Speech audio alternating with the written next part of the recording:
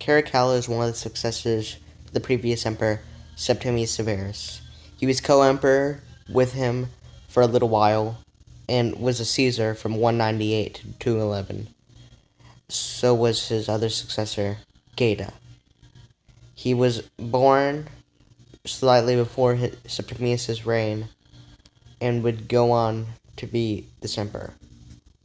Geta was also born before the reign, and he would go on to be another emperor, co-emperor with Caracalla, much like how Marcus Aurelius and Lucius Verus had co-emperors together, but they had insufferable bickering and such.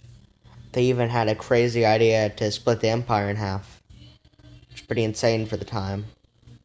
Caracalla murdered Geta in front of his mother, one of the more despicable acts in Roman history, such as the massacre of the princes done by Constantius. During Caracalla, whenever he took sole power, he sacked Alexandria because they made a bad joke about him. This would be a sign of the decline of Alexandria, ultimately leading to the sack by the Arabs. And he would just do it. He'd murder a bunch of people. Caracalla had good relations with the army, and they loved him, much like Septimius Severus. Now, there was a cost to this, and it was not a very good cost. So basically, he had to debase the coinage, continuing Septimius' terrible economic policy. Septimius had his famous saying, love the army and scorn all others, which was true throughout the Severan and the 3rd century crisis. The Senate hated him, much like Commodus, due to his autocratic tendencies and being pretty crazy, such as like Caligula, and being mad. But they didn't have any power to really do anything due to them being wiped out by Commodus. There was also a Romano Parthian War.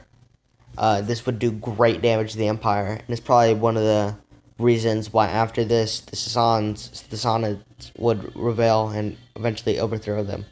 He had 2 wars against Germanic incursions, one against the Alemanni, and another near the province of Dacia.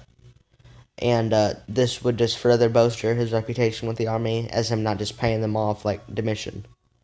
He also had an Edict of Caracalla, which would be revolutionary for world history in general. The Edict of Caracalla let every Roman male citizen have citizenship.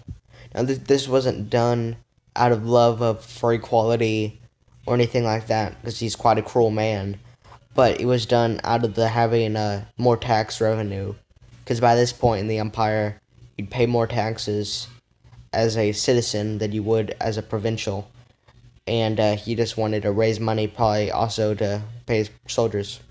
So was Caracalla a good emperor? Personally, I would put him in F tier as one of the worst emperors of Rome. Personally, I would have Geta 2 at F tier, as he was much like his brother, but he couldn't even hold on to power. Eventually, Caracalla was assassinated by an ambitious general, or equestrian named Macrinus, who would kill him and take over the throne.